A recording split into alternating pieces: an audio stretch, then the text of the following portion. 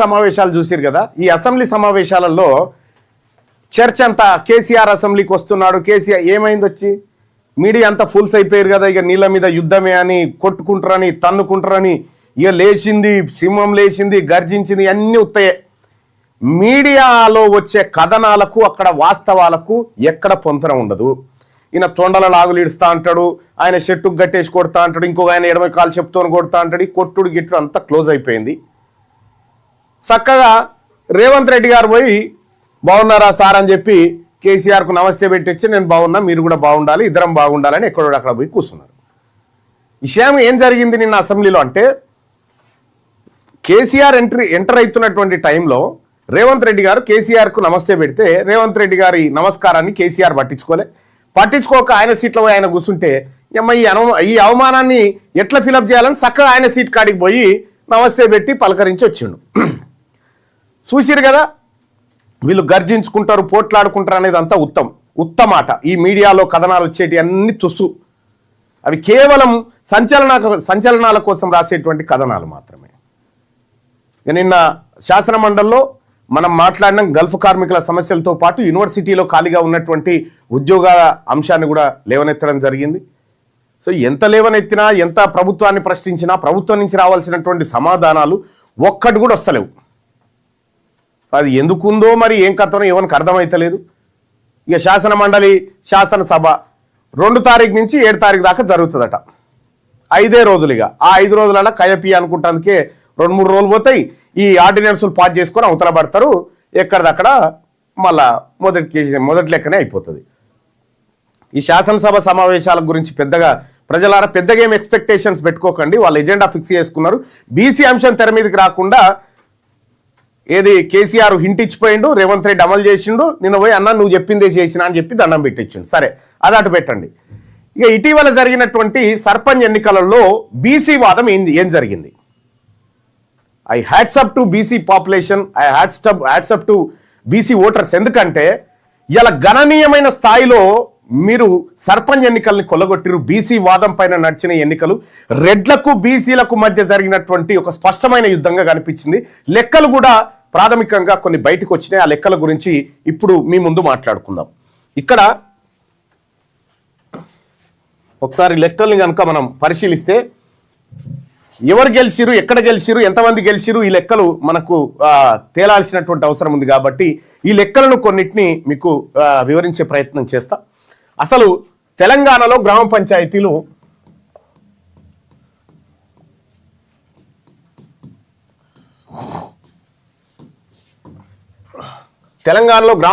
ఎన్ని ఉన్నాయంటే 12,760 గ్రామ పంచాయతీలు ఉంటే ఈ 12,760 గ్రామ పంచాయతీలలో ఎన్నికలు జరిగింది మాత్రం 12,702 గ్రామ పంచాయతీలకు ఎన్నికలు జరిగినట్టుగా తెలుస్తూ ఉంది. సో దాంట్లో 702 గ్రామ పంచాయతీలకు జరిగింది. ఇందులో 1211 ఏకగ్రీవమైనవి. 1211 ఏకగ్రీవమైనవి. ఇక్కడ ఏకగ్రీవమైనవి. ఇక మిగిలిన ఎన్ని అనంటే 11,491 గ్రామాలకు ఎన్నికలు జరిగినాయి. 11,491 గ్రామాలకు ఎన్నికలు జరిగితే ఇందులో బీసీలు ఎన్ని గెలిచిరు, ఎస్సీలు ఎన్ని గెలిచిరు, ఎస్టీలు ఎన్ని గెలిచిరు, ఓసీలు ఎన్ని గెలిచిరు, ఈ లెక్కలు చూసుకుంటే కంప్లీట్గా ఎస్టీ గ్రామాలు ఉంటాయి. అంటే ఈ 11,000 ఏవైతే 491 ఉన్నాయో 11,491లో ఎస్టీ గ్రామాలు ఉంటాయి. కంప్లీట్గా ఎస్టీ పాపులేషన్ ఉంటుంది. వాళ్ళని తీసేసిన తర్వాత జరిగినటువంటి దాంట్లో ఒక్కసారి లెక్కలు కనుక మనం గమనిస్తే బీసీలు ఎన్ని గెలిచిరంటే 4,787 సర్పంచులు బీసీలు గెలిచిరు. 4,787. ఇక ఓసీలు ఎంత గెలిచిరు ఎరికేనా? 1395. ఇందులో ఏకగ్రీవాలు ఉన్నాయి 1395. ఎస్సీలు ఎంత గెలిచారు ఎరికేనా? 2239. ఎస్టీలు వచ్చేసి 3070 గెలిచారు. ఈ ఎస్టీలు ఎందుకు ఎక్కువ గెలిచారంటే భద్రాద్రి కొత్తగూడెము, ఆసిఫాబాదు, ఆ తర్వాత ములుగు, ఆదిలాబాదు, ఈ జిల్లాలు ఉన్నాయి కదా, ఇందులో కంప్లీట్గా ఎస్టీ పాపులేషన్ ఉన్న కాడ ఎస్టీ పాపులేషన్ 100% రిజర్వేషన్ ఇచ్చేసి ఇంకా వేరే వాళ్ళు పోటీ చేయడానికి కూడా లేకుండా. సో ఇక్కడ పర్సంటేజ్ విషయానికి వస్తే ఓసీలది 12% అయింది. ఓసీలు గెలిచినాయి 12% అయితే బీసీలు గెలిచినాయి దాదాపుగా 41.7%. అంటే ఆల్మోస్ట్ ఆల్ 42% సీట్లను బీసీలు జనరల్ స్థానాలు బీసీలలో గెలిచి ఇంకా ఏకగ్రీవమీ కలపాలి ఎక్కువైతే. ఇంకా ఇక ఎస్సీలు 19.5%. ఆ తర్వాత ఎస్టీలు వచ్చేసి 26.7. ఇది ఓవరాల్గా గెలిచినటువంటి దాంట్లో. అయితే పోయినసారి 28% వరకు ఉన్నటువంటి ఓసీలు 27% ఉన్నటువంటి ఓసీలు ఈసారి 12% పడిపోయారు. ఎందుకు? ఈ బీసీలు కొట్టిన దెబ్బ. ఈ గ్రామీణ ప్రాంతాల్లో బీసీల ఓట్లు బీసీలకు వేసుకోవడంతో ఈ దెబ్బ గట్టిగా దాకింది. అయితే ఈ అగ్రవర్ణాలన్నీ కూడా ఒక ప్రయత్నం చేసినాయి. ఏంటి? ఏకగ్రీవాలలో కొట్టుకోవాలని. ఏకగ్రీవాలలో కొన్నిసార్లు బెదిరించి మీరు చూసిరు కదా, బీసీలను ఎత్తుకపోయి మూత్రం దాయించిన ఘటనలు ఉన్నాయి కదా అనేకం. సో ఆ సందర్భాలలో ఏకగ్రీవంలో కొద్దిగా జ్వరపడ్డారు, ఏకగ్రీవం కాడ డబ్బులు ఇచ్చుకున్నారు. కానీ వాస్తవంగా జరిగినటువంటి ఎన్నికలలో బీసీలు మెజార్టీ స్థానాలను కొల్లగొట్టిరు. 4787 మంది సర్పంచులు బీసీలు సర్పంచులు అయ్యారు. ఇగో ఇది కదా మార్పు. ఇక్కడ 28% ఉన్నటువంటి బీసీలను 12%కి తీసుకురాగలిగింది ఈ బీసీ ఉద్యమం. తెలంగాణ రాజ్యాధికార పార్టీ క్లియర్గా నినాదం ఇచ్చింది, ఈ ఎన్నికల యుద్ధం రెడ్లకు, వెలమలకు మరియు బీసీలకు మధ్య జరుగుతున్న రాజకీయ యుద్ధం అని చెప్పింది. రేపు ఎంపీటీసీ ఎన్నికల్లో కూడా దీని డాటా కంప్లీట్గా పడిపోవాల్సినటువంటి అవసరం ఉంది. సో ఈ రకంగా జరిగినాయి ఇవి సర్పంచ్ ఎన్నికలు.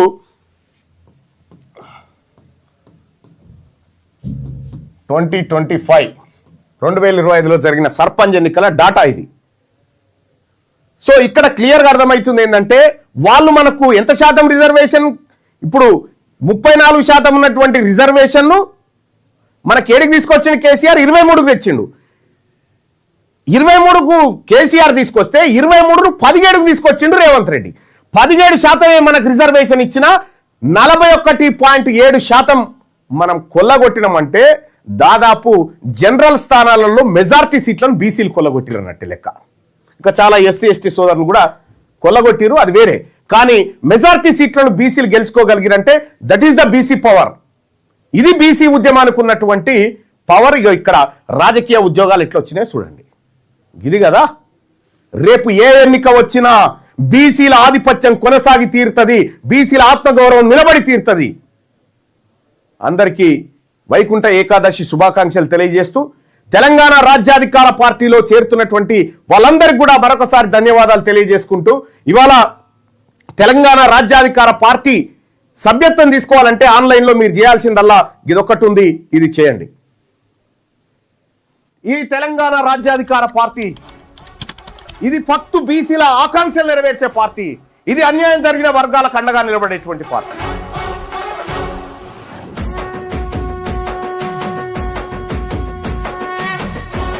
తెలంగాణ రాజ్యాధికార పార్టీ చేరాలంటే 9866524314 ఈ నెంబర్ కు వాట్సాప్ లో మిస్ కాల్ ఇవ్వండి. ఈ నెంబర్ కి మీరు మీరు మీరు మీరు మిస్ కాల్ ఇవ్వగానే మీకు ఒక లింక్ వస్తుంది. ఆ లింక్ పైన క్లిక్ చేసి మీరు దాంట్లో మన ఇందులో జాయిన్ కావచ్చు. తెలంగాణ రాజ్యాధికార పార్టీలో వెంటనే జాయిన్ కావచ్చు. ఆ లింక్ ద్వారా మీరు ఎంటర్ అయితే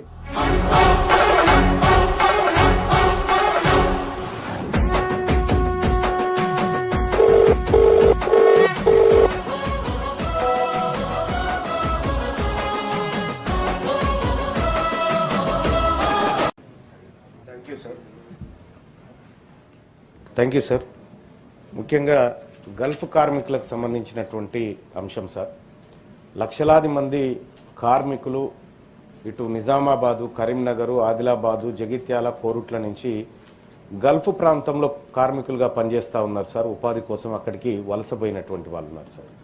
సో అక్కడ గల్ఫ్ కార్మికులు చేస్తున్నటువంటి క్రమంలో 2024-25 ఈ కాలంలో దాదాపు 1600 మంది గల్ఫ్ కార్మికులు చనిపోయినట్టుగా రికార్డులు చెప్తా ఉన్నాయి సార్. అంతకంటే ముందు కూడా చాలామంది వలస కార్మికులు చనిపోయినారు సార్. సో వాళ్ళ డెడ్ బాడీలు ఇక్కడికి రావడానికి కూడా ఎలాంటి సోర్స్ లేక నేను మొన్న వెళ్తే సార్ 13 రోజులైంది సార్. అక్కడ డెడ్ బాడీ ఉంది, ఇంకా ఈ డెడ్ బాడీ ఇక్కడికి ఇండియాకి వచ్చే పరిస్థితి లేదు సార్. వాళ్ళ భార్య పిల్లలు కనీసం చివరి చూపు చూసుకునేటువంటి పరిస్థితి కూడా లేకుండా ఉంది సార్.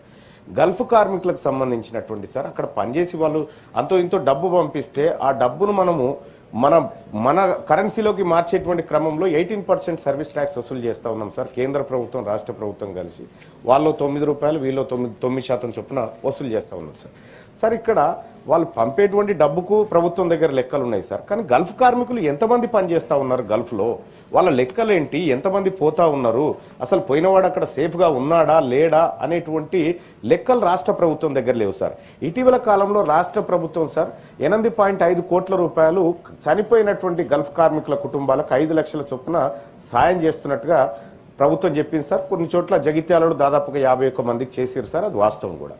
కానీ సార్ ఇక్కడ గల్ఫ్ కార్మికుడు అక్కడ భద్రతతో బతకడానికి రాష్ట్ర ప్రభుత్వం తీసుకుంటున్నటువంటి చర్యలు ఏంటి అనేటి కొంత ప్రభుత్వం తెలియజేయాలి సార్. ఎందుకంటే ఇక్కడ వాళ్ళు పంపే డబ్బుకు లెక్క ఉన్నప్పుడు అక్కడ వాళ్ళు పనిచేస్తున్న ప్రాణానికి కూడా ఒక లెక్క ఉండాలి సార్. అలాగే గల్ఫ్ కార్మికుల పిల్లలు సార్ అక్కడ పోయి పనిచేసేటువంటి వాళ్ళు ఎవరైతే ఉన్నారో వాళ్ళ భార్య పిల్లల కోసం, పోషించడం కోసం, విద్య కోసం చేస్తారు సార్. సార్ గల్ఫ్ కార్మికుల పిల్లల కోసం ప్రత్యేక రెసిడెన్షియల్ స్కూళ్లు పెట్టాల్సినటువంటి అవసరం ఉంది సార్. ప్రత్యేక రెసిడెన్షియల్ స్కూల్ నిజామాబాద్లో, కరీంనగర్, కోరుట్ల పెడితే వాళ్ళకి రెసిడెన్షియల్ స్కూల్ పెట్టడం వల్ల కొద్దిగా ఆర్థిక భారం తగ్గుతుంది సార్. ఎందుకంటే భర్త దూరంగా ఉంటాడు, పిల్లలు భారంగా ఉంటారు కాబట్టి అదొకటి సార్. ఇంకో రెండో విషయం ఏంటంటే సార్ ప్రవాసీ ఆరోగ్యశ్రీ పథకాన్ని తెలంగాణ రాష్ట్ర ప్రభుత్వం ప్రవేశపెట్టాలి సార్. గల్ఫ్ దేశాల్లో ఉన్నటువంటి గల్ఫ్ కార్మికులు ఎవరైతే ఉన్నారో వాళ్ళతోటి ప్రైవేట్ హాస్పిటల్స్తో టైఅప్ అయి రాష్ట్ర ప్రభుత్వం అక్కడ ఉన్నటువంటి మన కార్మికులకు ఏమైనా ఇబ్బంది జరిగితే అక్కడ ప్రైవేటు హాస్పిటల్తో అక్కడికి పోతే ఫ్రీ ట్రీట్మెంట్ జరిగే విధంగా ప్రభుత్వం చర్యలు తీసుకోవాలి సార్. అలాగే గల్ఫ్ కార్మికులను ఇంకా మోసం చేస్తూనే ఉన్నారు సార్ ఏజెంట్లు. ఆ ఏజెంట్ల మోసాలను కూడా అరికట్టాల్సినటువంటి అవసరం ఉంది సార్. గల్ఫ్ కార్మికులు గత కొంతకాలం నుంచి కోరుతున్నటువంటి కేరళ తరహా పాలసీ ఏదైతే ఉందో అక్కడ ఏమైనా వివాదాల్లో చిక్కుకుంటే ఆ వివాదాలను పరిష్కరించడం కోసం అధ్యక్ష సో ప్రభుత్వం చొరవ తీసుకోవాల్సినటువంటి అవసరం ఉంది అధ్యక్ష. అక్కడ కేంద్ర ప్రభుత్వం కేవలం 2023-24లో గల్ఫ్లో వివిధ వివాదాల్లో చిక్కుకున్నటువంటి కార్మికులను, భారతదేశ కార్మికులను కాపాడడానికి 3 లక్షలు ఖర్చు పెట్టింది సార్ కేంద్ర ప్రభుత్వం. 3 లక్షలు సార్, అది ఒక కేసుకు కూడా సరిపోదు. కానీ వాళ్ళ దగ్గర నుంచి తీసుకుంది చాలా పెద్ద మొత్తంలో తీసుకున్నారు సార్. సో అక్కడ విదేశీ కరెన్సీని మనకి ఇక్కడ పంపి కొంత విదేశీ ద్రవ్యాన్ని డెవలప్ చేస్తున్నటువంటి కార్మికుల పట్ల రాష్ట్ర ప్రభుత్వానికి కొంత కన్సర్న్ ఉండాల్సినటువంటి అవసరం ఉంది సార్. నేను మొన్న వెళ్ళినప్పుడు సార్ ఈ సభ దృష్టికి తీసుకురామని చాలా మంది చెప్పినారు సార్. మేము అనేక సమస్యలు ఎదుర్కొంటా ఉన్నాం. ప్రభుత్వం ఈ ఎన్ఆర్ఐ పాలసీ విషయంలో కేవలం కమిటీ వేసింది కానీ దాంట్లో ఎట్టి పరిస్థితుల్లో మంచి జరుగుతున్నట్టు అనిపించట్లేదు. వాస్తవమైనటువంటి సమస్యలు తెలిసినటువంటి వాళ్ళతోటి ఆ కమిటీని నియమించి తద్వారా గల్ఫ్ సమస్యలు, గల్ఫ్ కార్మికుల దాదాపుగా ఒక 10 లక్షల మంది దాకా ఉంటారు అనుకుంటా సార్. నేను అక్కడ ఈ గల్ఫ్ కార్మికులు దాదాపుగా వాళ్ళ కుటుంబాలన్నీ ఇక్కడే ఉన్నాయి సార్. మనం కేవలం ఎలక్షన్స్ వచ్చినప్పుడు గల్ఫ్ కార్మికుల సమస్యల గురించి మాట్లాడుకుంటున్నాం, మేనిఫెస్టోలో పెడుతున్నాం. గతంలో 2014లో బీఆర్ఎస్ పార్టీ మేనిఫెస్టోలో కూడా ఈ గల్ఫ్ కార్మికులకు ఎన్ఆర్ఐ ఏది కేరళ తరహాలో పాలసీ అని చెప్పారు, అది అటే పోయింది సార్.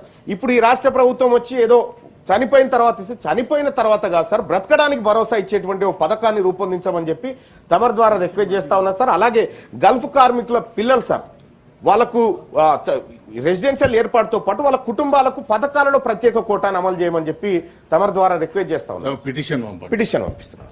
ఇప్పుడు నేను 47 ఇస్తే 4టికి కూడా సమాధానం రాలేదు సార్ ఇప్పటిదాకా. సో తమరు చొరవ తీసుకోవాలి సార్. మాకు మేము నిన్ననే ప్రిపరేటరీ మీటింగ్ లో చీఫ్ సెక్రటరీ గారు నిన్న లేరు కానీ స్పెషల్ మన ఫైనాన్స్ సెక్రటరీ గారు వచ్చారు. వారికి మొత్తం unstarred questions, star questions, special mentions, petitions ఎన్నెన్ని పెండింగ్ ఉన్నాయి, వచ్చే సమావేశం లోపల యాక్షన్ టేకన్ రిపోర్ట్ మాకు సబ్మిట్ చేయమని నేను స్పీకర్ గారు నేను వారిని కోరడం కూడా జరిగింది. మేము కూడా ప్రతి ప్రిపరేటరీ మీటింగ్లో ఫస్ట్ ఈ అష్యూరెన్సెస్, స్పెషల్ మెన్షన్స్, తర్వాత స్టార్ట్ క్వశ్చన్, అన్స్టార్ట్ క్వశ్చన్స్, వీటి మీద మేము ప్రత్యేకమైన శ్రద్ధ తీసుకుంటున్నాం. వచ్చేదానికి ప్రయత్నం చేస్తాం. The house is adjourned to meet again at 10 AM on Friday, the 2nd January 2026. Hi, hello, నమస్తే, వెల్కమ్ టు క్యూన్యూస్. సిద్ధగా సుదర్శన్. తీన్మార్మల మిత్రుడు క్యూన్యూస్ ప్రేక్షకులకి, తీన్మార్మల అబ్బాయిలకి వెల్కమ్. మీకు ఆర్టీఆర్ ప్రెజెంట్స్ మార్నింగ్ న్యూస్ స్వాగతం. అందరికీ వైకుంఠ ఏకాదశి శుభాకాంక్షలు. అంటే ఇవాళ వైకుంఠ ఏకాదశి సందర్భంగా ఆ శ్రీ మహావిష్ణువుని, అంటే శ్రీ వెంకటేశ్వర స్వామిని, లేకపోతే విష్ణు రూపంలో ఉన్నటువంటి ఇక్కడ మన లక్ష్మీ నరసింహస్వామిని, ఇలా మహావిష్ణువును దర్శించుకుంటే, అంటే ఇక్కడ ఉత్తర ద్వారం నుంచి దర్శించుకుంటే మొత్తం కూడా మనకు వైకుంఠ ప్రాప్తి జరుగుతుంది, తర్వాత అంతా పాపాలను పోతాయి అని చెప్పేసి భక్తులు నమ్ముతారు. కాబట్టి మొత్తం కూడా దేవాలయాలన్నీ కిటకిటలాడుతూ ఉన్నాయి. ఇక నిన్న వాడి వేడి చర్చ, ఓ కాకొస్తాడు ఇక మొత్తం కూడా తోలు తీస్తా అని అన్నాడు. తోలు తీస్తా అని చెప్పేసి ఈయన అట్టెట్లయితుంది లాగుల తొండలిడుస్తా అని ముఖ్యమంత్రి గారు. ఇట్లా మొత్తం కూడా అసలు మాటల యుద్ధం కొనసాగింది. ఇక ఆయన వచ్చి పామదులకు వచ్చి ఇక్కడ ప్రెస్ మీట్ పెట్టంగానే ఇక గట్టి గట్టి పెద్ద పెద్ద డైలాగులు, పెద్ద పెద్ద కథలు, అసలు యాక్చువల్గా ఇలా కథ ఎంత చూస్తానట్టుగా ఆయన మాట్లాడాడు, పెద్ద మనిషి. తర్వాత ముఖ్యమంత్రి కూడా అదే స్థాయిలో చూసుకో, కేటీఆర్ని లాగుల తొండలిడుస్తా అని చెప్పేసి ముఖ్యమంత్రి. ఈ తొండలిడుచుడు పోయింది, ఆ తోలు తీసుడు పోయింది, అంత పోయింది. నమస్తే అంటే నమస్తే అనుకున్నారు, దండం అంటే దండం అన్నారు. తర్వాత అలాయి బలాయి చేసుకున్నారు. పబ్లిక్ని పిచ్చోళ్ళని చేసుడు తప్పితే ఏముండదు ఆడ. అంటే ఈడ లాగులు చంపుకుంటారు, ఇక్కడ అంగీలు చంపుకుంటారు, ఎగురుతారు, దుంకుతారు, మా నాయకుడు సూపర్ డూపర్ అని చెప్పేసి ఇటువంటివి చేస్తుంటారు. ఎక్కడ? కింది స్థాయిలో ఎవరైతే కార్యకర్తలు ఉంటారో ఈ కార్యకర్తలే లాగులు అంగీలు చంపుకుంటారు. కానీ పైన ఉన్నటువంటి నాయకులు అట్లేం చేయరు. నిన్న అసెంబ్లీ ఏం జరిగిందో చూసిరు కదా, ఒకసారి చూడరు కావాలంటే మళ్ళీ ఒకసారి. అంటే ఇక మేము తీన్మార్ మల్లన్న తర్వాత ఇక్కడ మేము క్యూన్యూస్లో చెప్పినాం క్లియర్గా. ఏమని చెప్పినాము, ఏది మళ్ళీ చెప్పింది క్లియర్గా, వీళ్ళు కలిస్తే దండం పెట్టుకుంటారు, కావాలంటే అలా బేరే తీసుకుంటారు, కానీ ఇవన్నీ ఏముండే అని చెప్పిండ్రు. చెప్తే లేదు అట్టెట్లయితుంది, అట్లా చేసుకుంటారా అని చెప్పేసి చాలామంది కొంతమంది అనుకున్నారు. కానీ ఏం జరిగిందో చూడరు మీరే ఒకసారి, చూస్తే ఒక క్లారిటీ వస్తుంది. ఏమై ఏడాది దాకా వేరు కథ, రేపటి నుంచి వేరే తోలు తీస్తాం ఎక్కడికక్కడ. ఏడాది దాకా వేరు కథ, రేపటి నుంచి వేరే తోలు తీస్తాం ఎక్కడికక్కడ. ఈ అవ్వ లాగులో తొండలు ఇచ్చిపోతా బిడ్డ నేను అనుకుంటున్నావేమో. ఇప్పుడు మైకులం కూడా తిట్టుకుంటారుగా, కలవంగానే తిట్టుకుంటారు అనుకుంటున్నావా? ఈయన నమస్కారం, ఆయన నమస్కారం అంటే కౌగలించుకుంటారు. తమరు గొప్పవారంటే తమరు గొప్పవారు, తమరు మంచివారంటే తమరు మంచివారు, వెలిసి మన ఇద్దరమంతా మంచోళ్ళం. ఇది చూస్తున్న జనాలు అవలగాళ్ళు. ఏంటి ఇదే? అది ఏం చేసిందో చూసారు కదా, ఇక్కడ అసెంబ్లీలో ఏం చేసిండ్రు, వాళ్ళు ఏం చేసిండో చూస్తే మనకు క్లారిటీ వచ్చేస్తుంది. వాళ్ళు మంచిగానే ఉంటారు. అయితే మేమేమనుకుంటామంటే అసలు యాక్చువల్గా నిజంగానే తోలు తీస్తాడేమో. Okay right. అయితే నిజంగానే తోలు తీస్తాడేమో, నిజంగానే చాలా మంది అనుకుంటారు. ఇట్లా తోలు తీసుకుంటే ఇక ఇటువే ఇగో సౌండ్ వద్దు, చూడరు ఒకసారి. ఈ తోలు తీసుకుని బిల్ తీసేటో చూడరు ఒకసారి. అగో చూసారు కదా, ముఖ్యమంత్రి గారు వచ్చిండ్రు. వచ్చి మాజీ ముఖ్యమంత్రి కేసీఆర్ని కలిసిన తర్వాత వాళ్ళు తోలు తీసుకున్నారా, ఏం చేసి చూడరు ఒకసారి. దండం పెట్టుకుని అంటే అలా అన్నారు, భలే అంటే భలే అన్నారు. ఇగో ఇట్లుంటుంది అన్నమాట కథ. కాబట్టి మనం అర్థం చేసుకోవాలి. రాజకీయాలని అర్థం చేసుకోకపోతే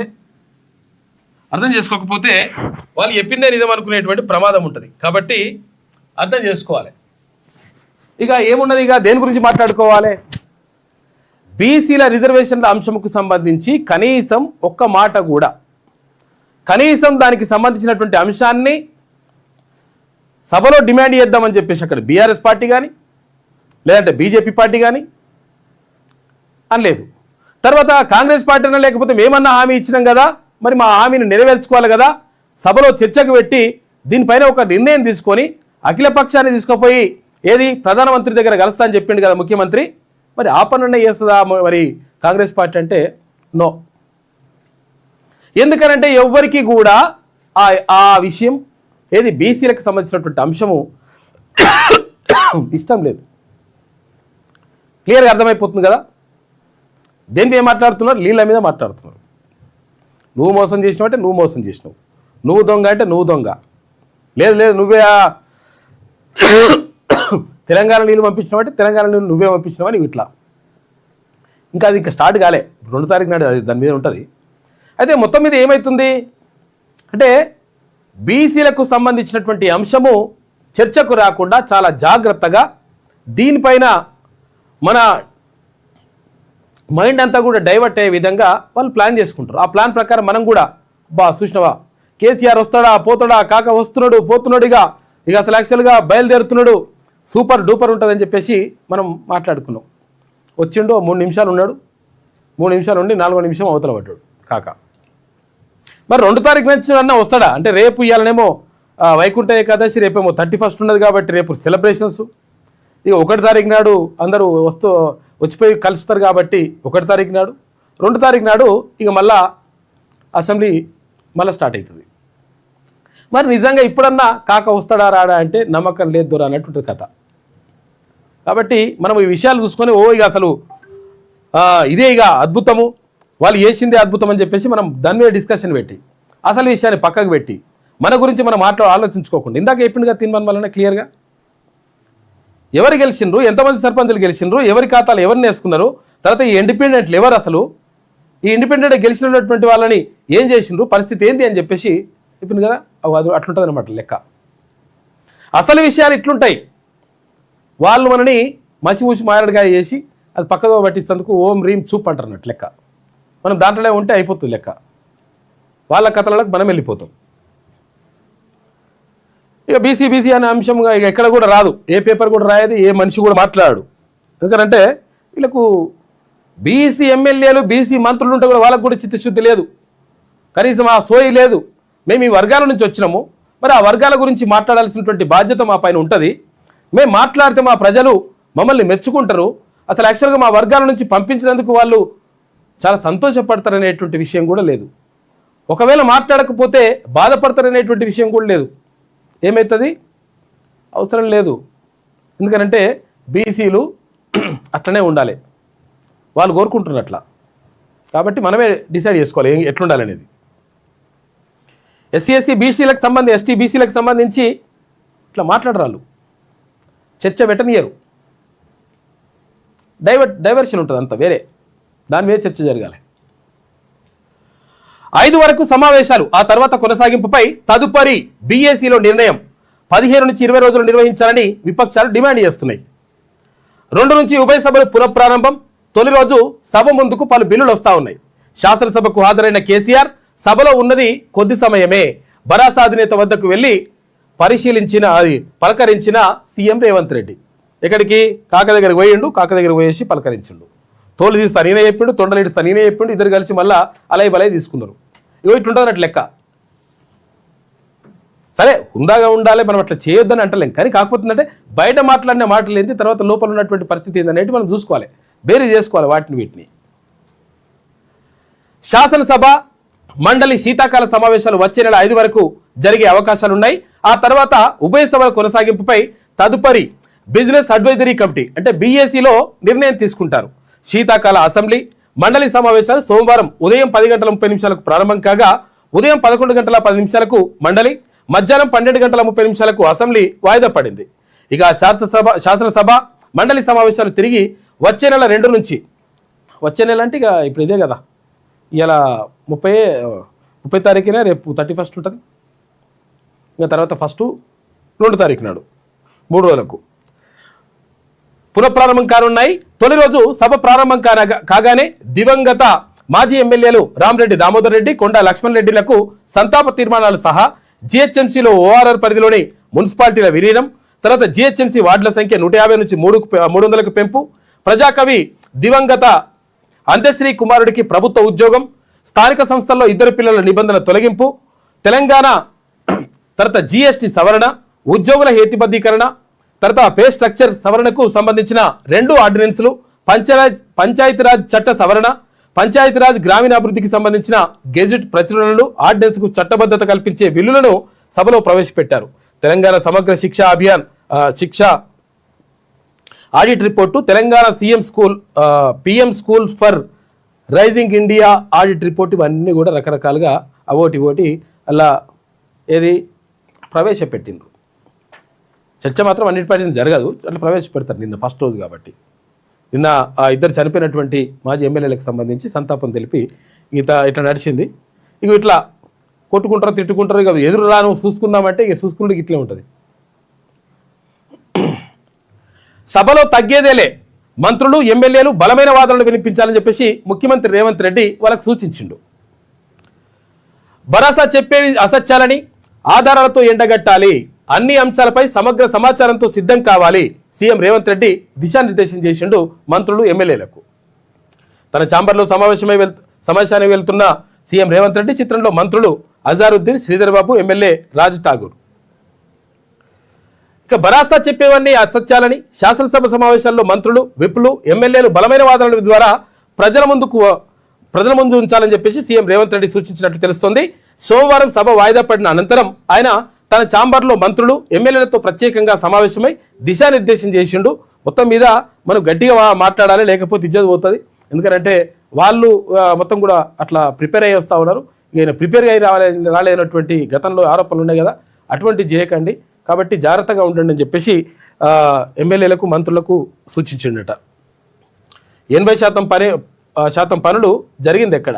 పాలమూరు రంగారెడ్డి ప్రాజెక్టులో తమ హయాంలో 80% పనులు పూర్తయ్యాయని, కాంగ్రెస్ ప్రభుత్వం ఆ ప్రాజెక్టును పట్టించుకోవడం లేదంటూ భరోసా చెప్తున్నామని అబద్ధాలని ఆధారాలతో నిరూపించాలని చెప్పేసి చెప్పిండట ముఖ్యమంత్రి రేవంత్ రెడ్డి.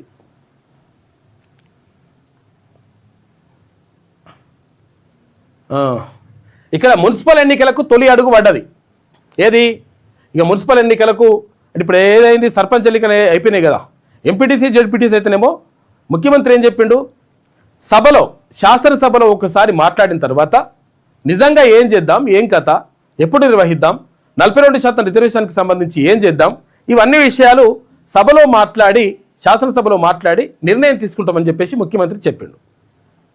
చెప్పిన తర్వాత ఏం చేసిండు కేసీఆర్? ఏం చేసిండు, అరే ఇది ఎట్ట ఓతట్టున్నది, 42% రిజర్వేషన్ గురించి మాట్లాడుతట్టున్నాడు ఇలా అసెంబ్లీలా, ఇది బీసీల కోసం మాట్లాడుతట్టున్నాడు, కాబట్టి ఈ విషయం మాట్లాడొద్దని చెప్పేసి కాక ప్లాన్ చేసుకొని వచ్చిండు.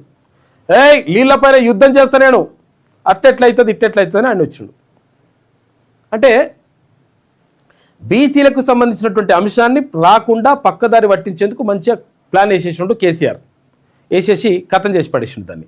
ఇక ఇప్పుడు కాంగ్రెస్ పార్టీ కూడా సంతోషమే, ఎందుకంటే వాళ్ళు ఎట్లకైనా ఇస్తలేరు కాబట్టి, వాళ్ళు ఎట్లకైనా వాళ్ళకు ఇచ్చే పరిస్థితి కూడా లేదు కాబట్టి వాళ్ళు కూడా సంతోషమే. అబ్బా మంచి పని అయిందిరా నాయన, అసలు ప్రతిపక్షాలు డిమాండ్ చేయాలి కానీ ప్రతిపక్షాలే పక్కదారి పట్టిస్తున్నాయి, సంతోషం అని చెప్పేసి కాంగ్రెస్ పార్టీ వాళ్ళు ఉన్నారు. ఇట్లా ఇద్దరు మంచిగానే ఉన్నారు. మరి ఆగమైంది ఎవరు, నష్టపోతుంది ఎవరు అంటే బీసీలు, ఆ తర్వాత ఎస్సీ ఎస్టీ మైనార్టీ సోదరులు. కాబట్టి వీళ్ళ గురించి మాట్లాడాలంటే మనోడు అక్కడ ఉండాలి కదా, మనోడు అక్కడ ఉన్నా కానీ మన గురించి మాట్లాడాలి కదా. ఎంతమంది మనోళ్ళు ఉన్నారు, ఎంతమంది మన గురించి మాట్లాడుతున్నారో మనం ఒక్కోసారి చూసుకోవాలి, క్లారిటీ వచ్చేస్తుంది. వాళ్ళ సొంత ప్రయోజనాలు కాకుండా ఇక్కడ ఈ వర్గ ప్రయోజనాల కోసం మాట్లాడేటువంటి నాయకుడు ఎవరన్నా అంటే కనిపించరు. ఇట్లుండదు లెక్క. నిన్న తీర్మాన్ మల్లన్న అక్కడ మండలి తప్ప ఎక్కడ కూడా బీసీలకు సంబంధించినటువంటి అంశమే ప్రస్తావనకి రాకుండా చూస్తుంటారు. అట్లా నడుస్తుంటుంది అట్లా లెక్క. మున్సిపల్ ఎన్నికలకు తొలి అడుగు, 1న ముసాయిదా ఓటర్ల జాబితానంట, 10న తుది జాబితా ప్రచురించాలి. రాష్ట్ర ఎన్నికల కమిషనర్ ఆదేశాలు జారీ చేసిండ్రు. రాష్ట్రంలో పట్టణ స్థానిక సంస్థలు లో ఎన్నికల నిర్వహణకు రంగం సిద్ధమవుతుంది. ఫిబ్రవరి 2వ వారంలోగా ఎన్నికల ప్రక్రియ పూర్తి చేయాలని ప్రభుత్వం భావిస్తుండగా దీనికి తగ్గట్టుగానే రాష్ట్ర ఎన్నికల కమిషన్ కూడా రంగంలోకి దిగింది. రాష్ట్రంలోని అన్ని మున్సిపాలిటీలు, కార్పొరేషన్లలో జనవరి 10లోగా ఓటర్ల తుది జాబితా ప్రచురించాలంటూ సోమవారం ఉత్తర్వులు జారీ చేసింది. ఆయా పట్టణ స్థానిక సంస్థల కమిషనర్లు బాధ్యతలు తీసుకోవాలంటూ పేర్కొంది. దీంతో యుఎల్బీలకు ఎన్నికల ప్రక్రియ అనధికారికంగా మొదలైనట్టేనని భావించవచ్చు. జిహెచ్ఎంసీ, మరో 4 మున్సిపాలిటీలు కార్పొరేషన్లు మినహా రాష్ట్రంలోని మిగతా పాలక వర్గాలన్నీ కూడా ఈ టైం ముగుస్తూ ఉంది కాబట్టి వాటికి ఎన్నికలు పెట్టాలని చెప్పేసి డిసైడ్ చేసిరట. అందులో కూడా మీరు డిసైడ్ చేసేసారు, మీరు కూడా డిసైడ్ చేయాలి, పబ్లిక్ డిసైడ్ చేసేసేయాలి. ఇప్పుడు పార్టీ గుర్తులతో వస్తాయి ఎన్నికలు. ఇప్పుడు ఇవి పార్టీ గుర్తులతో వచ్చినప్పుడు మనం క్లియర్గా ఎవరు ఏందనేటువంటిది మనము దృష్టిలో పెట్టుకొని దానిపైన మనం నిర్ణయం తీసుకుంటే బరాబర్ దెబ్బ పడుతుంది, పడేయాలి. సర్పంచ్ ఎన్నికలలో పడ్డది, కాకపోతే అంటే మీరు మెల్లే మేనేజ్ చేసిరు. ఏది ఈ ఇండిపెండెంట్గా గెలిచిన వాళ్ళు ఉన్నారు కదా, ఆ ఇండిపెండెంట్ గెలిచిన వాళ్ళు మెల్లగా అలా కలుపుకొని మా బలం పెద్దది, మేము చాలామంది ఉన్నాం అనే మాట చెప్పుకొచ్చిండ్రు. కానీ ఇప్పుడు బరాబర్ తేలిపోతుంది లెక్క. కలిసి చదివి కళల ప్రపంచానికి చేరి స్నేహితురాళ్ళ విషాదాంతం. అమెరికాలో 2 తెలంగాణ యువతులు చనిపోయారట పాపం, యాక్సిడెంట్ అయ్యింది. మేఘనా రాణి తర్వాత భావన ఇద్దరు కూడా అమెరికాలో ఉంటుండే. గ్రామంలో ఒకటో తరగతి మొదలు అమెరికాలో MS దాకా కలిసి చదువుకున్న 2 యువతులు ఆదివారం అక్కడ జరిగిన రోడ్డు ప్రమాదంలో విగత జీవులుగా మారారు. వారి మరణ వార్త తెలిసి మహబూబాబాద్ జిల్లా గార్ల తర్వాత మల్కనూరు గ్రామాల్లో మొత్తం కూడా విషాద ఛాయలు అలుముకున్నాయి. దారుణం పాపం అసలు. యాక్చువల్గా కష్టపడి చదివి అమెరికా దాకా పోయి ఆడికి పోయి ఉద్యోగం చేసి అవన్నీ చేస్తుంటే యాక్సిడెంట్ అయిందంట, ఆ లోయలో పడిపోయిందంట కారు, పాపం చనిపోయినరు. కనరో భాగ్యము కలియుగ వైకుంఠము. తిరుమలలో అర్ధరాత్రి తర్వాత తెరుచుకున్న వైకుంఠ ద్వారాలు తిరుమల చేరుకున్న సీఎం రేవంత్ రెడ్డి అని చెప్పేసి ఒక వార్త కనిపిస్తూ ఉంది. మొత్తం మీద ఏది వైకుంఠ ఏకాదశి సందర్భంగా మొత్తం కూడా ఆలయాలన్నీ కూడా కిటకిటలాడుతూ ఉన్నాయి భక్తులతోటి.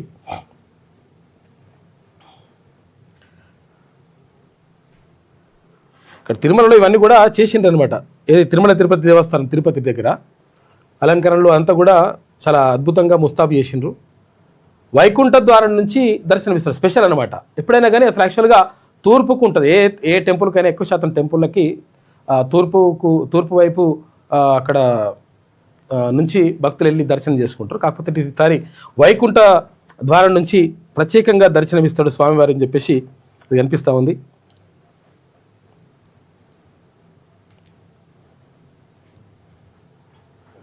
చాలా టెంపుల్ అని మంచిగా అలంకరించిండ్రు. ఇక్కడ స్వామివారు శ్రీ మహావిష్ణువుని దర్శించుకుంటే అగో ఆయన్నే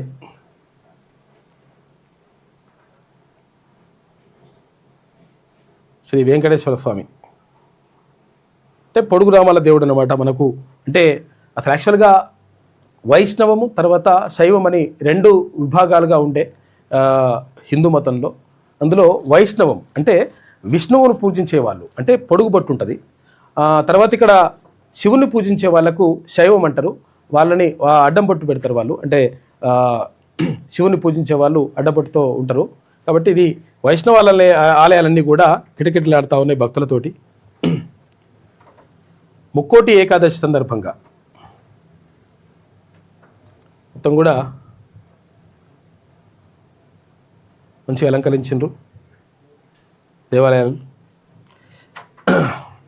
చాలామంది భక్తులు పోతుంటారు ఇలా.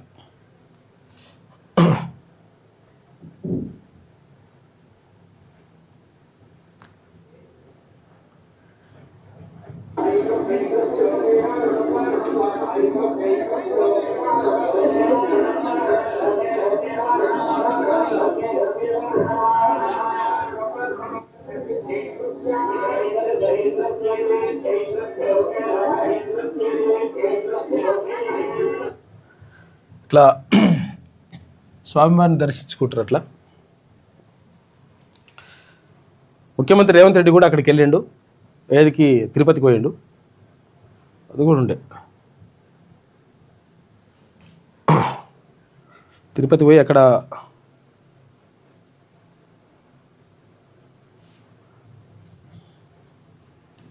వైకుంఠ ఏకాదశి సందర్భంగా అక్కడ స్వామివారిని దర్శించుకుంటారు ఇలా. రైట్. ఇక ఫ్యూచర్ సిటీకి పోలీస్ కమిషనరేట్ అయితే అసలు యాక్చువల్గా ఇంతకుముందు 3 కమిషనరేట్లు ఉండే. ఒకటి హైదరాబాదు, సైబరాబాదు, తర్వాత ఇంకోటి రాచకొండ. 3 కమిషనరేట్లు ఉండే. తర్వాత ఇప్పుడు రాచకొండ కమిషనరేట్ని మల్కాజ్గిరి కమిషనరేట్గా, తర్వాత ఫ్యూచర్ సిటీ అనేటువంటి ఒక కొత్త కమిషనరేట్ ఏర్పాటు చేస్తూ 4 పోలీస్ కమిషనరేట్లు ఏర్పాటు చేస్తూ ఉన్నారు.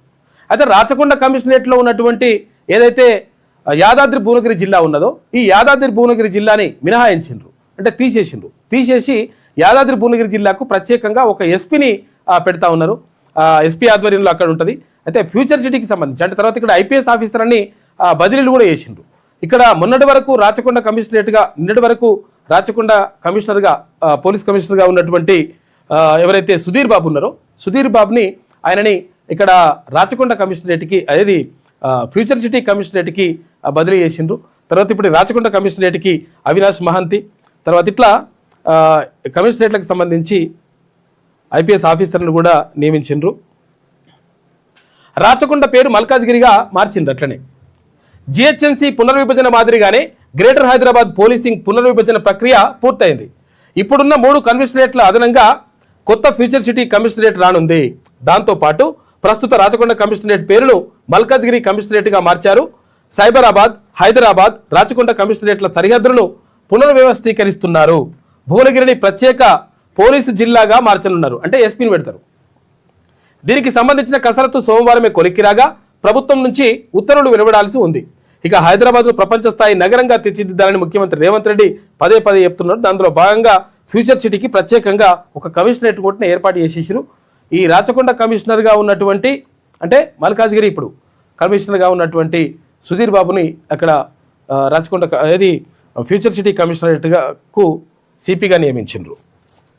గ్రేటర్ హైదరాబాదు పరిధిలోని 3 పోలీస్ కమిషనరేట్లను పునర్వ్యవస్థీకరిస్తూ 4 కమిషనరేట్లుగా ఏర్పాటు చేస్తూ నిర్ణయం తీసుకున్న నేపథ్యంలో మల్కాజ్గిరి సిపిగా అవినాష్ మహంతి, ఫ్యూచర్ సిటీకి సిపిగా సుధీర్ బాబు, సైబరాబాద్ సిపిగా రమేష్ రెడ్డి, యాదాద్రి ఎస్పీగా ఆకాంక్షి యాదవ్ను బదిలీ చేస్తూ ప్రభుత్వం సోమవారం రాత్రి ఉత్తర్వులు జారీ చేసింది. ఇప్పటి వరకు నాన్ ఫోకల్ పోస్టుల్లో ఉన్నటువంటి రమేష్ రెడ్డిని కీలకమైన సైబరాబాద్ సిపిగా నియమించింది. హైదరాబాద్ సిపిగా మాత్రం ఎవరు సజ్జనారు కొనసాగుతున్నాడు.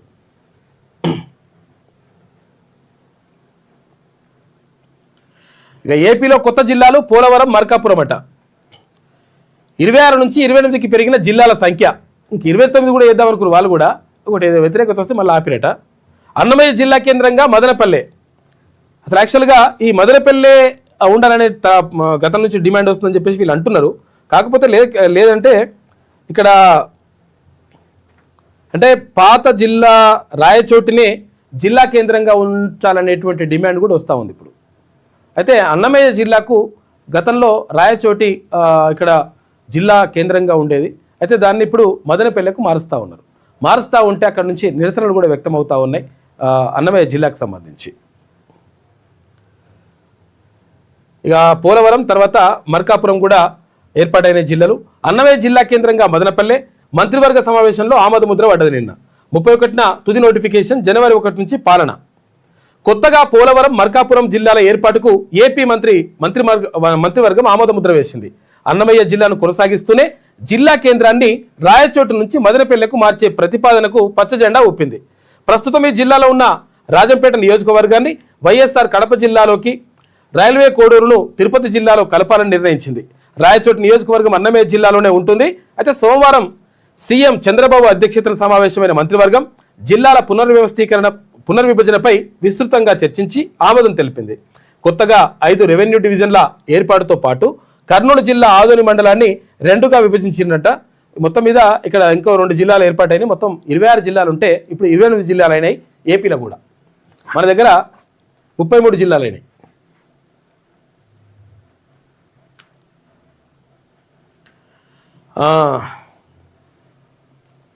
రేపు మనదవ్వాలంటే మనం ఎట్లుండాలి? రేపు మనదవ్వాలంటే విజయం సాధించాలంటే మనం ఏం చేయాలి? సపరేట్గా కూర్చుంటాం, పడుకుంటాం, మనం ఏం ఆలోచించాం, ఇంత తింటాం, పంటాం అంటే నడవదు లెక్క. ఒక ప్లాన్ తోటి ముందుకెళ్ళాలి. కదిలే కాలంలా, జారే ఋతువుల్లా, మారే వాతావరణంలా ప్రపంచాన్ని ఆర్టిఫిషియల్ మార్పులు కమ్మేస్తున్నాయి. సాంకేతిక విప్లవాలు భౌగోళిక ఆధిపత్యాలు, ఆర్థిక సమీకరణాలు, సామాజిక స్వరూపాలను అనూహ్యంగా మార్చేస్తున్నాయి. కాబట్టి మనం ఎట్లుండాలి? 100 సంవత్సరాల్లో కనిపించని మార్పు రాబోయే 10 ఏళ్లలో కనిపిస్తుందంటున్నారు. ఇప్పుడున్న ఉద్యోగాలు ఉండకపోవచ్చు, చదువులు ఇలాగే సాగకపోవచ్చు, జీవితాలు ఇలాగే గడవకపోవచ్చు, ఆల్గోరిథంలు, ఆర్టిఫిషియల్ ఇంటెలిజెన్స్లతో పేద పెద్ద అనే తేడా లేకుండా అందరిపైన అప్రమేయ ప్రభావం. అందుకే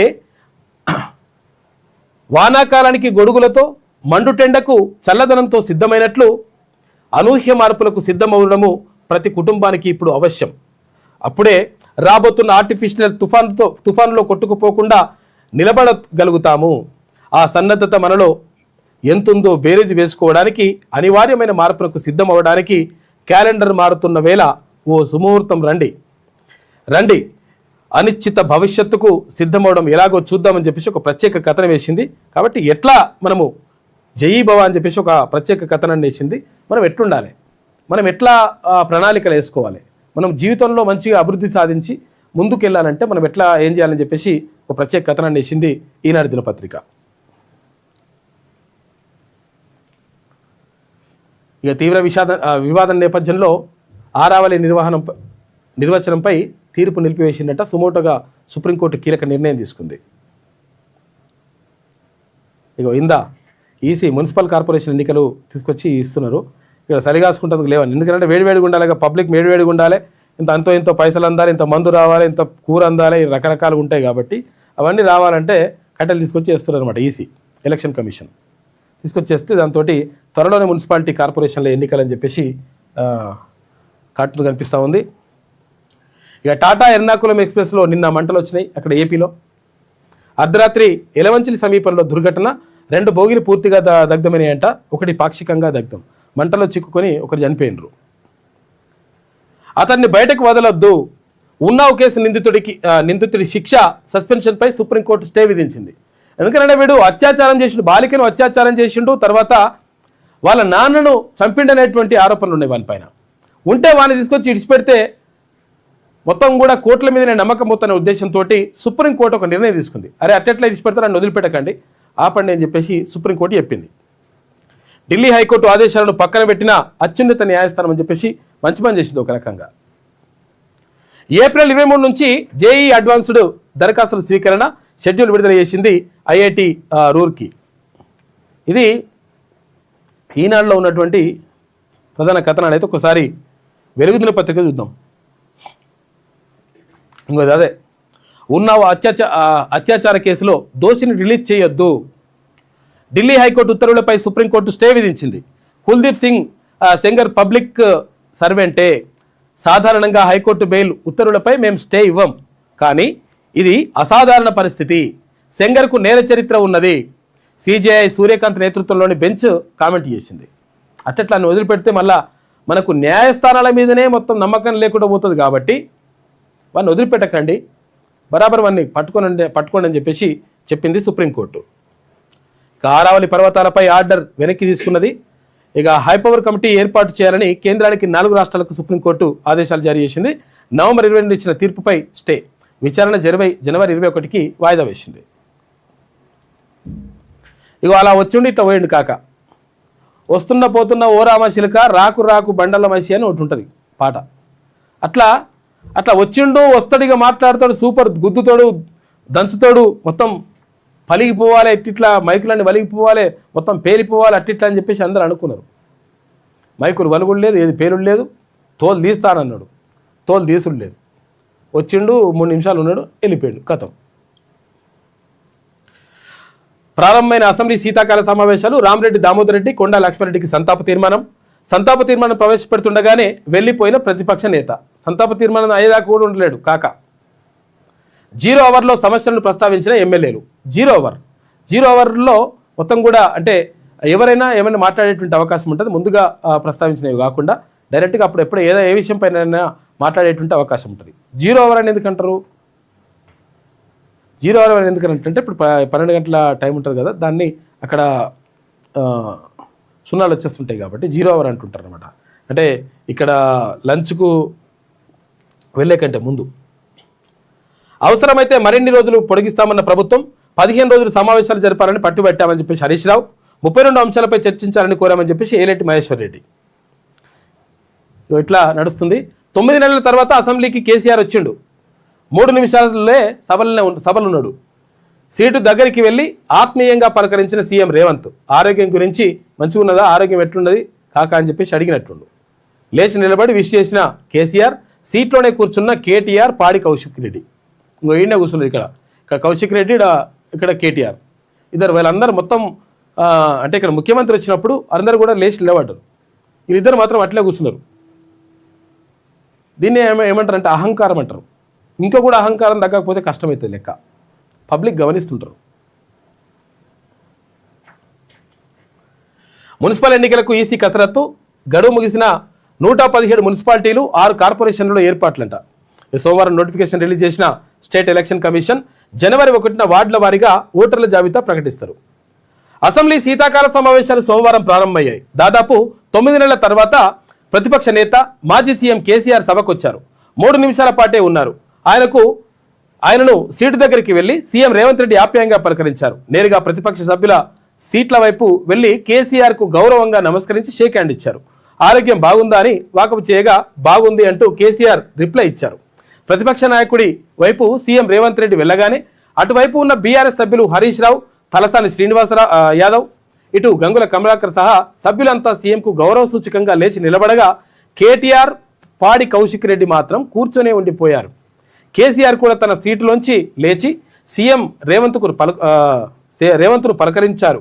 అయితే ఆపై మంత్రులు శ్రీధర్ బాబు, ఉత్తమ్ కుమార్ రెడ్డి, కోమటిరెడ్డి, తర్వాత ఇట్లా అడ్లూరి లక్ష్మణ్, సీతక్క, అధికార పార్టీ విప్లు కూడా వెళ్ళి కేసీఆర్ను పలకరించి వచ్చిండ్రు. కానీ ఇట్లా అహంకారం ఇట్లుంటుంది అనమాట. కేటీఆర్ తర్వాత ఇక్కడ ఎవరు, పాడి కౌశిక్ రెడ్డి మాత్రం లేవలేదట.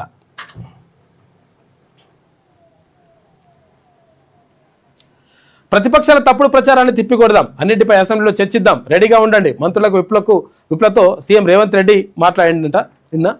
ఇక జీ రామ్జీపై జంగు సైరన్. కొత్త చట్టాన్ని నిరసిస్తూ జనవరి 2న అసెంబ్లీలో ప్రత్యేక చర్చకు ప్రభుత్వం నిర్ణయించింది. ప్రత్యేక తీర్మానం చేసి ఏదంట, మహాత్మా గాంధీ పేరు ఎట్లా తీసేస్తారు అని చెప్పేసి ఉపాధి హామీ పథకానికి మహాత్మా గాంధీ పేరును ఎట్లా తీసేస్తారని దీంట్లో తీర్మానం చేయాలని కూడా డిసైడ్ చేసిండ్రు. కానీ మన 42% రిజర్వేషన్ లేకుండా మనం ఎట్లా పోతాము, ఏం కథ, మనం హామీ ఇస్తాం కదా అని చెప్పేసి ఒక్క మాట కూడా ప్రతిపక్షం అంటలేదు, ఇటు అధికార పార్టీ కూడా అంటలేదు. అంటే ఇలా చిత్తశుద్ధి ఇట్లుంటుంది అనమాట. కాబట్టి ఇక్కడ లెక్క చెప్పాల్సింది ఎక్కడంటే, వీళ్ళకు మొత్తం కూడా దిమ్మ తిరిగే లెక్క ఎక్కడ చెప్పాలంటే, ఇక్కడ మున్సిపల్ ఎన్నికలు వస్తున్నాయి కదా, మున్సిపల్ ఎన్నికలల్లో ఆ తర్వాత ఎంపీటీసీ జడ్పీటీసీ ఎన్నికలు వస్తాయి కదా, దాంట్లో చూపించాలి కథ, తేలిపోతుంది అప్పుడు లెక్క. కొత్త చట్టాన్ని నిరసిస్తూ జనవరి 2న అసెంబ్లీలో ప్రత్యేక చర్చకు ప్రభుత్వం నిర్ణయించిందట. మరి బీసీల గురించి, బీసీలకు 42% రిజర్వేషన్ గురించి ప్రత్యేక చర్చకు ఎందుకు నిర్ణయించలే? ఉన్నటువంటి మంత్రులు కానీ, లేకపోతే బీసీ మంత్రులు కానీ, బీసీ ఎమ్మెల్యేలు కానీ అడగాలి కదా, ఏ పార్టీలో ఉన్నా కానీ. ఎందుకు మాట్లాడతలేరు? ప్రత్యేక తీర్మానం చేసి కేంద్రానికి పంపే యోచన. ఇప్పటికే కొత్త చట్టంపై పేరు తొలగిస్తే, జస్ట్ పేరు పోతే ఏదో మొత్తం పడిపోయినట్టుగా ఇట్లా చేస్తున్నారు కదా, మరి మొత్తం జీవితాలే పోతున్నాయి, ఈడ బతుకులే ఆగమవుతున్నాయి. వీటి గురించి మాట్లాడాలి కదా. ఇప్పటికే కొత్త చట్టంపై కాంగ్రెస్ ఆధ్వర్యంలో ఆందోళనలు చేస్తున్నారు.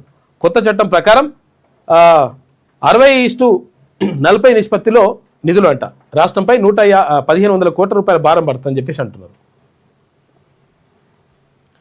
మేడిగడ్డను పేల్చేశారు చూసుకోయిగా.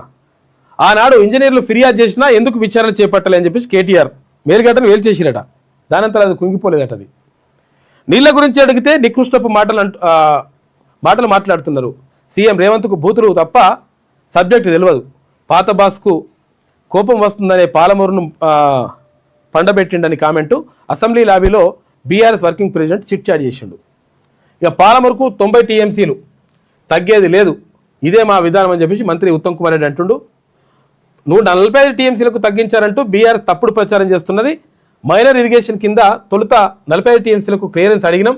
హరీష్వి పచ్చి అబద్ధాలు, గోబల్స్ను మించిపోయారని చెప్పేసి ఎంత ఖర్చు అయినా సరే పాలమూరు రంగారెడ్డి ప్రాజెక్టును పూర్తి చేసి 12 లక్షల ఎకరాలకు నీళ్ళు ఇస్తాం, స్పీకర్ అనుమతిస్తే అసెంబ్లీలో కృష్ణా బేసిన్పై పీపీటీకి రెడీ అని చెప్పేసి అసెంబ్లీలో మీడియాతో చిట్చాట్లో ఉత్తమ్ కుమార్ రెడ్డి మాట్లాడాడు మంత్రి. పాలమూరు 45 టీఎంసీలకు ఎట్లా ఒప్పుకున్నారు?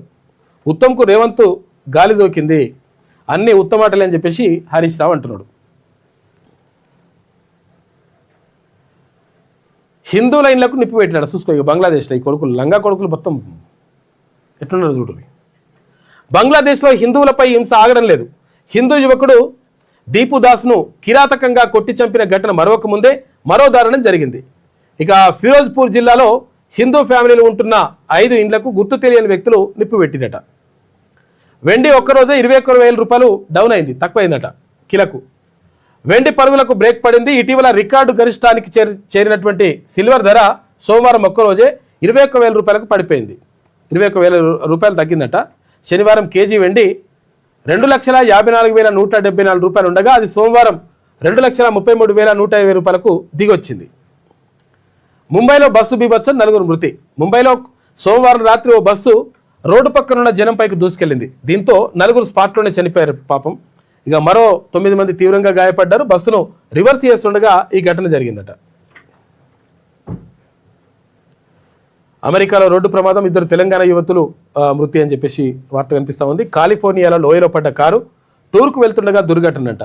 మహబూబాబాద్ జిల్లా గార్ల మండలంలో విషాదం. బాధిత కుటుంబానికి మాజీ ఎంపీ మాలోతి కవిత పరామర్శించిందంట. మృతి చెందినటువంటి భావన, మేఘన పాపం వీళ్ళు ఇద్దరు చిన్నప్పటి నుంచి ఫ్రెండ్స్ అంట. గ్రామీణ క్రికెటర్లు సత్తా చాటాలి, ఇందుకు గొప్ప వేదిక కాకా టోర్నీ అని చెప్పేసి మంత్రి వివేక్ వెంకటస్వామి అంటుండు. ఈ టోర్నీలో 5 బెస్ట్ ప్లేయర్లను సెలెక్ట్ చేసి ట్రైనింగ్ ఇప్పిస్తాం. ఇండియా టీముకు ఆడేలా వారిని తీర్చిదిద్దుతాం. హెచ్సిఏ ఛాన్స్ ఇస్తే విశాఖ ఏటా టోర్నీకి స్పాన్సర్ చేస్తుందని చెప్పేసి చెప్పిండు. ఉప్పల్ స్టేడియంలో నిర్మాణంలో కాకా వెంకటస్వామి పాత్ర కీలకం. స్టేడియం నిర్మాణానికి గుత్తా సుఖేందర్ రెడ్డి చెప్పిండ్రు, చైర్మన్, మండలి చైర్మన్. ఇక మంత్రికి వివేక్కు క్రీడాశాఖ ఇచ్చి ఉంటే మరిన్ని ఆటలకు మేలు జరిగేదని చెప్పేసి అన్నాడు ఆయన. ఉప్పల్ స్టేడియంలో కాకా memorial inter district T20 league 2వ దశ ప్రారంభించినట. ఇక మే 17న జేఈ అడ్వాన్స్డ్ ఉంటాయంట. ఏప్రిల్ 23 నుంచి రిజిస్ట్రేషన్లు షురు. జూన్ 1న ఫలితాలు, 2న జోసా కౌన్సిలింగ్ ఉంటుంది. పూర్తి షెడ్యూల్ విడుదల చేసిన IIT రూర్కి. ఇక కొత్త పోలీస్ కమిషనరేట్గా future city. Hyderabad, Malkajgiri, future city, సైబరాబాద్గా 4 యూనివర్సిటీలు 4 కమిషనరేట్లు ఏర్పాటు చేసిండ్రు. కమిషనరేట్ల పరిధి నుంచి యాదాద్రి భువనగిరి జిల్లా మినహాయింపు. ఇటు సైబరాబాద్ సిపిగా ఎం రమేష్, మల్కాజ్గిరి సిపిగా అవినాష్ మహంతి, ఫ్యూచర్ సిటీకి సుధీర్ బాబుని తీసుకెళ్లిండ్రు. ప్రభుత్వ ఉత్తర్వులు జారీ చేసింది. వాళ్ళు ఏదో సవాల్ చేశారని సారు 6 నెలలకు ఒకసారి అసెంబ్లీకి రావాలంటవా అన్న, సార్ కష్టం చూడలేకపోతున్నా అని చెప్పేసి 3 నిమిషాలు కూడా ఉండలేకపోతున్నట్ట కాక. ఇది వెలుగులో ఉన్నటువంటి ప్రధాన కథనాలు. అయితే ఒకసారి ఆంధ్రజ్యోతి చూద్దాం.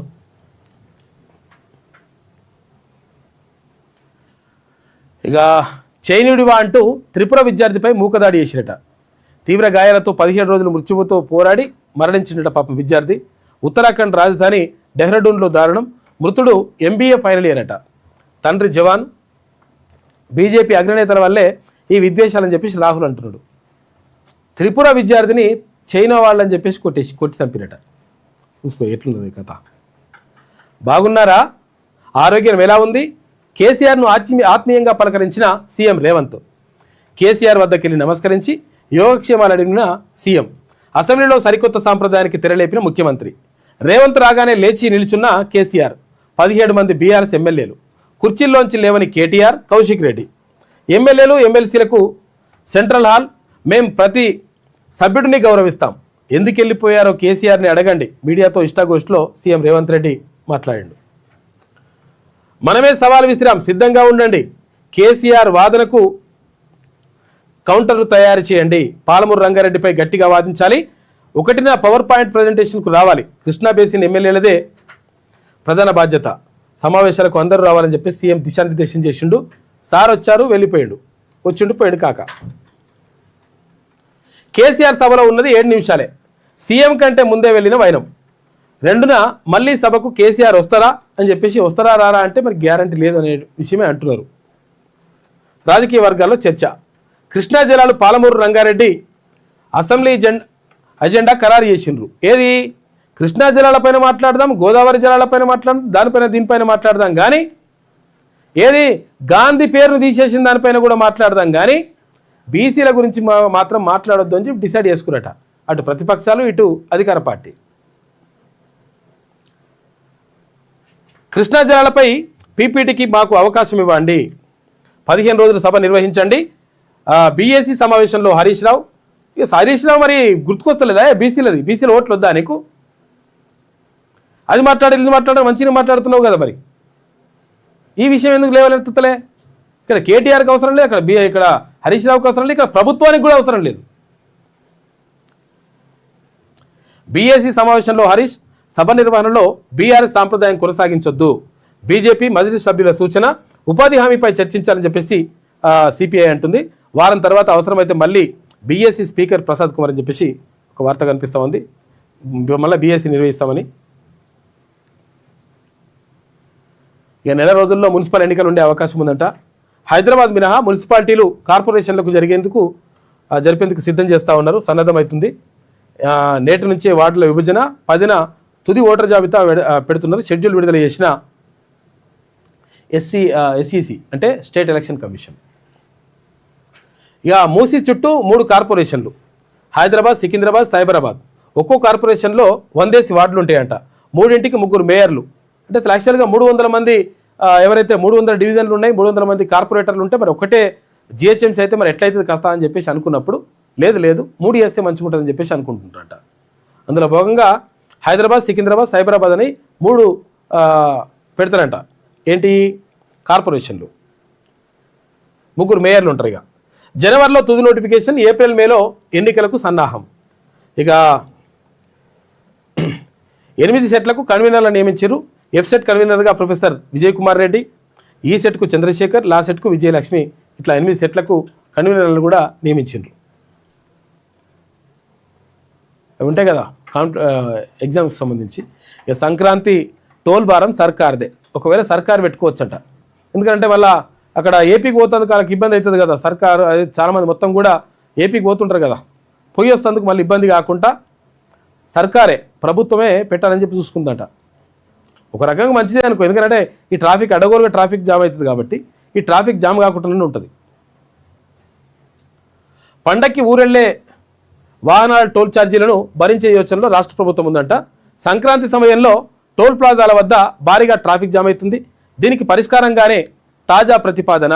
గడిచిన 2 ఏళ్ల ట్రాఫిక్ వివరాలు, టోల్ వసూళ్లను పరిశీలించిన ప్రభుత్వం అనుమతి ఇవ్వాలని కోరుతూ కేంద్రానికి లేఖ రాశారు.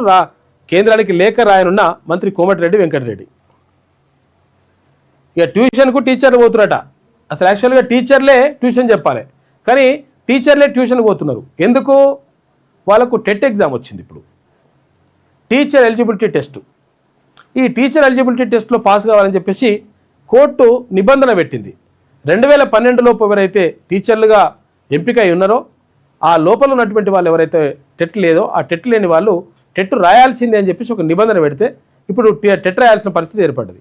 దీంతో ఉన్న టీచర్లు కూడా ఇప్పుడు పోయి మళ్ళా కోచింగ్ సెంటర్లకు పోయి కోచింగ్ తీసుకొని ప్రిపేర్ అవుతున్నారట. ఉపాధ్యాయుల్లో టెట్ టెన్షన్, పుస్తకాలతో కుస్తీ, సెలవులు పెట్టి ఆన్లైన్లో కోచింగ్ అంట. 2012కు ముందు నియమితులైన టీచర్లకు టెట్ తప్పనిసరి, అర్హత సాధించకపోతే ఉద్యోగం ఊస్ట్. సెప్టెంబర్లో తీర్పు వెలువరించిన సుప్రీంకోర్టు 3వ తేదీ నుంచి 20వ తేదీ వరకు 19 జిల్లాల్లో పరీక్షలు ఉంటాయి. టీచర్ ఎలిజిబిలిటీ టెస్ట్ ఇప్పుడు రాయాలంట. పాపం పెద్దోళ్ళు కూడా రాయాలి ఇప్పుడు, సీనియర్ టీచర్లు కూడా. ఇక సెంగార్ బెయిల్పై స్టే, మంచి పని చేసిరు, దీనికి బెయిల్ ఇవ్వకుండా. ఉన్నావ్ రేప్ దోషికి సుప్రీంకోర్టులో చుక్కెదురు, ఢిల్లీ హైకోర్టు తీర్పుపై నిలుపుదల ఉత్తర్వులు. 15 ఏళ్ల మైనర్పై అత్యాచారం ఘోరం, బాధితురాలికి మనం అండగా నిలవాలని చెప్పేసి సిబిఐ. శిక్ష పడే వరకు పోరాటం ఆగదని చెప్పేసి బాధితురాలు అంటున్నారు. ఇక ఆరావళిపై మరింత అధ్యయనం, నవంబర్ 20 నాటి తన తీర్పును నిలిపివేసిన సుప్రీంకోర్టు. కమిటీ నివేదిక గత తీర్పుపై స్పష్టత అవసరమని చెప్పేసి వ్యాఖ్యానించింది. లోతైన అధ్యయనానికి కమిటీ వేయాలని సూచించారట. నచ్చిన తీర్పులు రావాలన్నా డిమాండ్లు పెరుగుతున్నాయి. లాయర్లపై ఒత్తిడి తెస్తున్న హై ప్రొఫైల్ క్లయింట్లంట. ఈ ఒత్తిడి నుంచి న్యాయ వ్యవస్థ స్వతంత్రతను కాపాడుకోవాల్సిన అవసరం ఉంది అని చెప్పేసి జస్టిస్ పిఎస్ నరసింహ అంటున్నాడు. తెలంగాణ లా అకాడమీ ఏర్పాటు సహకరిస్తామని చెప్పేసి అని చెప్పిండు. నచ్చిన తీర్పులు రావాలంటున్నారట కొంతమంది. మేము ఎట్లంటే గట్టనే కావాలి, చంపేసిండ చంపేంతి వానికి ఏం శిక్ష చేయొద్దు అంటున్నట. ఫ్యూచర్ సిటీ కమిషనర్గా సుధీర్ బాబు, ఈయన రాచకొండ కమిషనరేట్కి సిపిగా ఉండే. అయితే ఇప్పుడు రాచకొండ కమిషనరేట్ మల్కాజ్గిరి కమిషనరేట్ అయింది. తర్వాత ఫ్యూచర్ సిటీ అనేటువంటి కొత్త కమిషనరేట్ ఏర్పాటు చేసింది కాబట్టి దానికి కమిషనర్గా పెట్టినరు సుధీర్ బాబుని. గ్రేటర్ పరిధిలో 4 కమిషనరేట్లు, హైదరాబాద్, సైబరాబాద్, మల్కాజ్గిరి, ఫ్యూచర్ సిటీ. సైబరాబాద్ కమిషనర్గా ఎం రమేష్, మల్కాజ్గిరికి అవినాష్ మహంతి బదిలీ, హైదరాబాద్ సిపిగా సజ్జనార్ కొనసాగిస్తున్నారు ఆయననే. 14 ఏళ్ల నాటి కేసులో ఉరిశిక్ష. 2011లో హైదరాబాద్లోని భరత్ నగర్లో మహిళ హత్య, దగ్గరి బంధువే నేరస్తుడు, సుదీర్ఘ విచారణ జరిగింది. అనంతరం న్యాయస్థానం తుది తీర్పునిచ్చింది వానికి ఉరిశిక్ష చేయాలని. రైలు బోగీల్లో మంటలు, టాటా ఎర్నాకులం ఎక్స్ప్రెస్లో నిన్న ఏపీలో జరిగింది. ఒకరు చనిపోయినట పాపం. ఎగిసిపడిన వెండి ధర బాగా లేచింది, మళ్ళా పడిపోయింది. ఆరంభ ట్రేడింగ్లో ఆల్ టైమ్ రికార్డు కిలో 2,54,000 రూపాయలు ఉండే. ఆ తర్వాత గంటకే 21,000 తగ్గిందట. ఇన్వెస్టర్లు భారీగా అమ్మకాలు జరపడంతో తగ్గిందట ధర వెండిది. పసిడి జీడిపిని మించి భారతీయుల వద్ద ఉన్న బంగారం విలువ 5 లక్షల కోట్ల డాలర్లకు ఉందంట. మన జీడిపి 4,10,000 కోట్లుంటే దానికంటే ఎక్కువనే ఉందట బంగారమే. ఇక 25 డేస్ సింగిల్ డిజిట్. రాష్ట్రంలో ఈ ఏడాది చలి కొత్త రికార్డు సృష్టించిందంట. చాలా జిల్లాల్లో 25 రోజులుగా 10 డిగ్రీల లోపే సింగిల్ డిజిట్లో టెంపరేచర్లు ఉంటున్నాయి. కొన్ని రోజులు ఉష్ణోగ్రతలు పడిపోవడం మామూలు అని చెప్పేసి, ఇన్ని రోజులు మాత్రం అసాధారణం.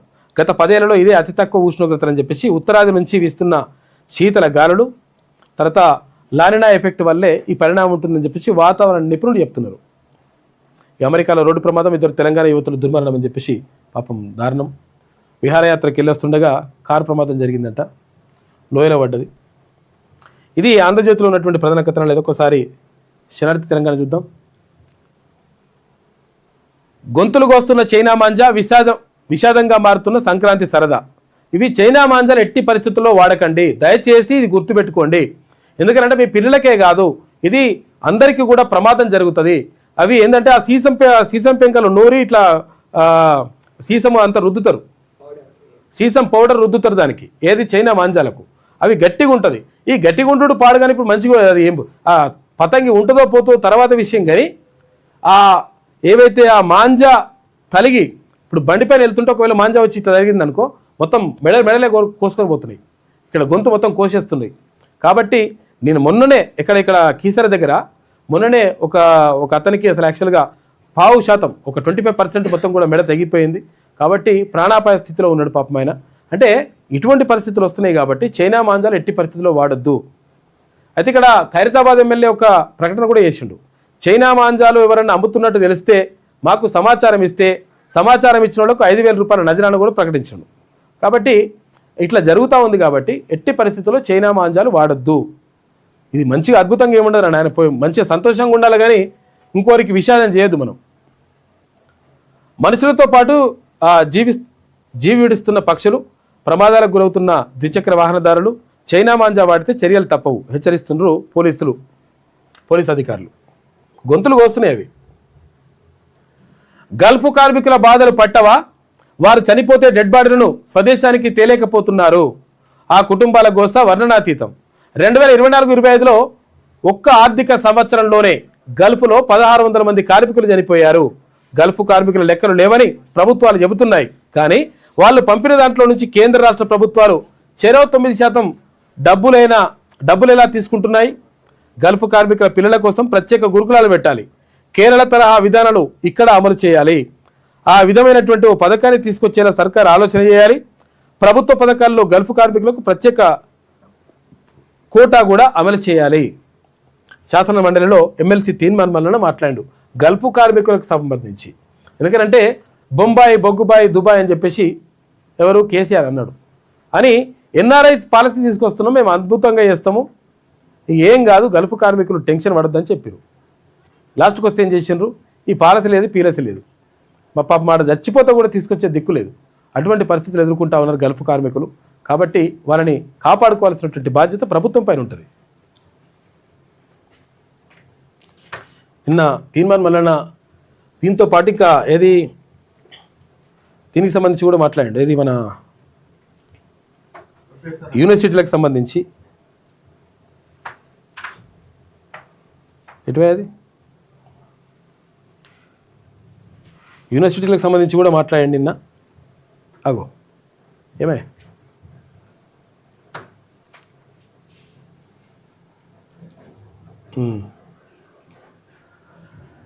బీసీ చర్చ గాయమైపోయింది. ఏమైంది? కేబినెట్ నిర్ణయానికి అగ్రవర్ణ గండం. కృష్ణా జలాల లక్ష్యంగా అసెంబ్లీ బీఎస్సీ సమావేశంలో నిర్ణయం తీసుకున్నారు. బీసీ రిజర్వేషన్లపై చర్చకు తిలోదకాలు. కేసీఆర్ రేవంత్ కుట్రలు సక్సెస్ అయినాయి. ఇక అసెంబ్లీ వేదికగా కొత్త డ్రామా షురూ చేసిండ్రు. బీసీ వర్గాల్లో ఆగ్రహ జ్వాల. జనవరి 2 నుంచి 7 వరకు సమావేశాలు ఉండే అవకాశం ఉందంట. ఏమైంది? బీసీ చర్చ అనేటువంటిది గాయం లేదు. ఇక చర్చ పెట్టకుండా చూస్తున్నారు. వాళ్ళ పని మనం చూడాలి. ఎన్నికలు వస్తాయి కదా. ఇప్పుడు ఫోన్ ట్యాపింగ్ చేయట్లేదా? ప్రతిపక్ష నాయకుల ఫోన్లు ట్యాపింగ్ చేయట్లేదా? గూఢచారి వ్యవస్థ నెహ్రూ కాలం నుంచి ఉంది. పాలమూరు ప్రాజెక్టుపై అసెంబ్లీ చర్చ జరపాలి. 40 టీఎంసీలకు ఒప్పుకుంటే ప్రాజెక్టుకు నష్టమే. 299 టీఎంసీలు ఒప్పుకుండి ఒకప్పటి కాంగ్రెస్ ప్రభుత్వమే. నన్ను అంటే పడతా, మా నాన్ననంటే ఊరుకోను. అసెంబ్లీ మీడియాతో కేటీఆర్ చిట్చాట్ చేసినట. ఆయన అంటే పడతాడట కానీ నాయన అంటే వాడంట. నాయన చేసిన ఇప్పుడు 299 టీఎంసీలకు మీ నాయనే సంతకం పెట్టొచ్చిండు. అడుగు ఒకసారి పోయి, నాయన ఇట్లెందుకు చేసినవి కానీ. ఇగో ఏమంటుండు మళ్ళీ, ఇంకా ప్రతిపక్ష నాయకుల ఫోన్ ట్యాపింగ్ చేయట్లేదా అని చెప్పేసి అడుగుతున్నాడు. గూఢచారి వ్యవస్థ నెహ్రూ కాలం నుంచి ఉంది, అందుకనే మేము ఫోన్ ట్యాపింగ్ చేస్తున్నాం అంటున్నాను అనమాట. గుర్తుపెట్టుకోరు, ఇది కూడా తీసుకోరు సుమోటోగా. ముగిసిన ఐబొమ్మ రవి కస్టడీ. 12 రోజుల పాటు రవిని విచారించిన సిసిఎస్ పోలీసులు. ప్రహ్లాద్ డాక్యుమెంట్లను రవి దొంగిలించినట్లు పోలీసులు అనుమానిస్తున్నట. ప్రహ్లాద్ వెల్లెల పేరుతో పాను డ్రైవింగ్ లైసెన్స్ తీసుకున్న ఇమ్మడి. ప్రహ్లాద్ తన రూమ్మేట్ అని గతంలో పోలీసులకు చెప్పిండు రవి. బెంగళూరు నుంచి ప్రహ్లాద్ను తీసుకొచ్చినట పోలీసులు. ఇమ్మడి రవి ముందే ప్రహ్లాద్ను విచారించిన పోలీసులు కీలక సమాచారం రాబట్టినట్లుగా సమాచారం అంట. బీసీ రిజర్వేషన్ల కోసం పోరాడదాం. అఖిలపక్షాన్ని రేవంత్ ఢిల్లీకి తీసుకెళ్లాలి. ప్రజా సమస్యలపై అసెంబ్లీలో చర్చించాలి. పాలమూరు ప్రాజెక్టుకు 2 ప్రభుత్వాలు అన్యాయం చేశాయి. అర్హులైన జర్నలిస్టులందరికీ అక్రిడేషన్ కార్డులు జారీ చేయాలి. కాంగ్రెస్ ఎన్నికల హామీలు వెంటనే అమలు చేయాలి. సిపిఐఎం రాష్ట్ర కార్యదర్శి జాన్ వెస్లీ మంచి మాటలు మాట్లాడాడు. ఈ సోయి ఎవరికి కూడా ఇప్పుడు అక్కడ ఉన్న ఎమ్మెల్యేలకు లేదా. 0 అవర్ జ్వాల. పలు సమస్యలతో దద్దరిల్లిన అసెంబ్లీ. ఉద్యోగాల అంశంపై వాడివేడి చర్చ. 6 డిఏలు పెండింగ్లో పెట్టిందని చెప్పేసి హరీష్ రావు. ప్రభుత్వం నిద్రలో ఉందని ఆగ్రహం. హరీష్కు శ్రీధర్ బాబు కౌంటర్ ఇచ్చిండు. దెయ్యాలు వేదాలు వల్లించినట్లు ఉందని ఫైర్. చెక్ డ్యాములు పేల్చారని కౌశిక్ రెడ్డి ఆరోపణ. అసెంబ్లీకి చేరిన కోతుల పంచాయతీ. ఈ గ్రామాల్లో కోతుల బెడదపై రామచంద్ర నాయక్ ఆందోళన. సింగరేణి ప్రైవేటు పరమ అవకాశంపై కూనుండేని అసంతృప్తి. నేతల అసభ్య భాషపై కాటిపల్లి ఆవేదన. సభలో దామోదర్ రెడ్డి, కొండా లక్ష్మారెడ్డికి సంతాపం చెప్పింది. నిన్న టీఆర్పీలోకి చేరికల పరంపర. యూత్ లీడర్ చింతం వంశీకృష్ణ పార్టీలో చేరిండు. వరంగల్ జిల్లా అధ్యక్షుడు పెండల సంపత్ సమక్షంలో పార్టీ తీర్థం పుచ్చుకున్న వంశీకృష్ణ చింతం జాయినింగ్తోనే నెక్కొండ మండలంలో టీఆర్పీకి ఊపొచ్చిందని చెప్పేసి ఒక వార్త కనిపిస్తూ ఉంది. మనం డెడ్ సొసైటీలా మారకూడదు. బీజేపీ విద్వేషంతో త్రిపుర ఉన్నది. విద్యార్థి ఏంజల్ చెక్మా బలి. విషపూరిత కంటెంట్ వల్లే ఘోరాలు. ముమ్మాటికి జాతి వివక్ష, విద్వేషపూరిత నేరం. ఈశాన్య భారతీయులకు అండగా ఉంటామని చెప్పేసి కాంగ్రెస్ అగ్రనేత రాహుల్ గాంధీ అంటుండు. జీతం కోసం వచ్చినట్టా లేకపోతే అటెండెన్స్ కోసం వచ్చినట్టా? ఎవరు? కేసీఆర్ సంతకం పెట్టిపోయాడు. నిన్న సంతకం పెట్టిండు కానీ మరి జీతం కోసం వచ్చిండా లేకపోతే దేనికోసం వచ్చిండో అర్థమవుతలేదట. కాక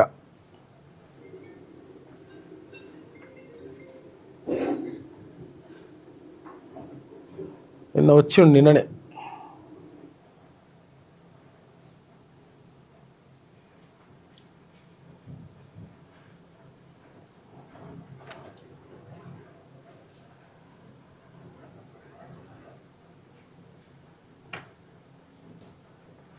వచ్చిండోలో జరిసేపు ఉన్నాడు. మళ్ళీ వెళ్ళిపోయాడు. కథం వెళ్ళిపోయాడు. ఇట్లా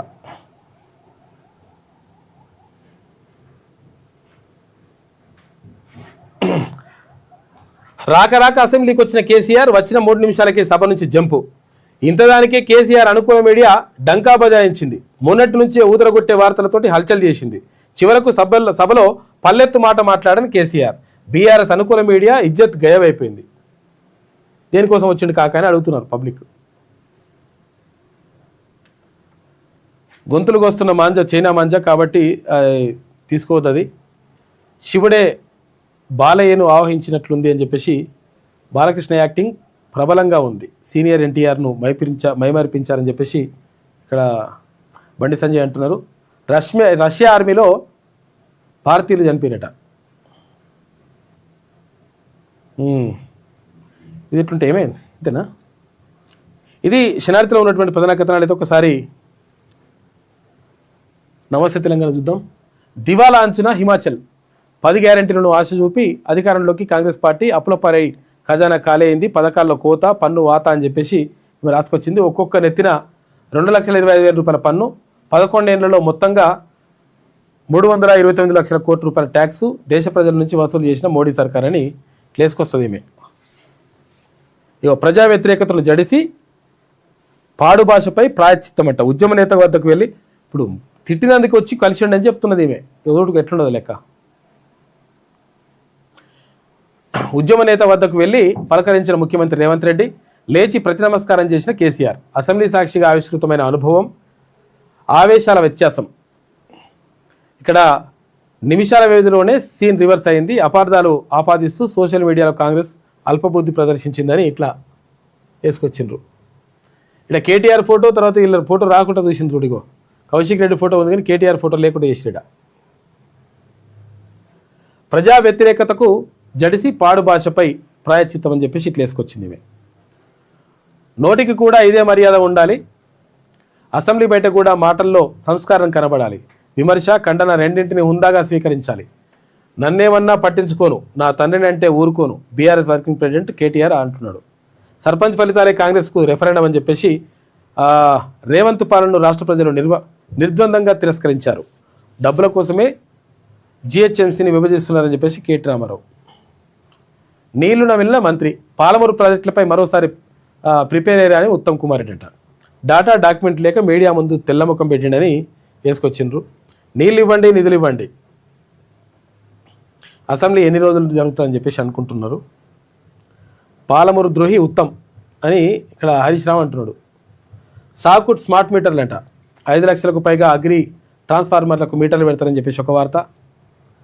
పురపోరుకు రంగం సిద్ధమైతే ఉంది. జనవరి 10 నుంచి ఓటర్ల జాబితా తుది జాబితా పెడతారంట. రాష్ట్రంలో 117 మున్సిపాలిటీలు, 6 కార్పొరేషన్లు వార్డుల వారీగా ఓటర్ల జాబితా రెడీ చేస్తున్నట స్టేట్ ఎలక్షన్ కమిషన్. షెడ్యూల్ విడుదల చేసిన కమిషనర్. ఇక ఉద్యోగులు పోరాటానికి సిద్ధం కావాలి. న్యాయం జరిగే వరకు ఎన్జిఓలు తగ్గేది లేదు. ఎన్జిఓ రాష్ట్ర అధ్యక్షుడు మారం జగదీశ్వర్. గోపన్పల్లిలో 167వ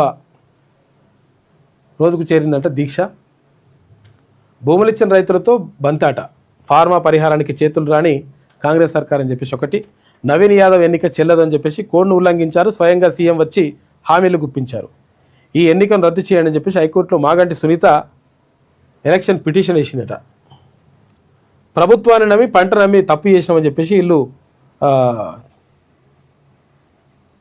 చెవులు పట్టుకుంటారట. ఇది ఎవరు నమస్తే తెలంగాణ రాసినటువంటి కథనాలు. చూసారు కదా, మొత్తం మాటల యుద్ధం సూపర్ డూపర్ అట్లా ఇట్లా నడుస్తుంది మొత్తం కూడా. కానీ అట్లా అక్కడ అది ఉండదు. ప్రజా సమస్యలపైన మాట్లాడాల్సిన వాళ్ళు 2 తారీఖు నాడు కూడా ప్రజల సమస్యలు పక్కకు పెట్టి అక్కడ మహాత్మా గాంధీ పేరు తీసేసారని చెప్పేసి ఒక తీర్మానం చేసి దానికోసం ప్రత్యేకంగా టైం కేటాయించి తీర్మానం చేసి వాళ్ళ కేంద్రానికి పంపిస్తున్నాడు. ఓకే, పంపించుకోరు, ప్రాబ్లం ఏం లేదు. కానీ బీసీల అంశం ఎక్కడ పోయిందనేటువంటిది ఇక్కడ చర్చకు జరగాల్సిన అవసరం ఉన్నది కదా.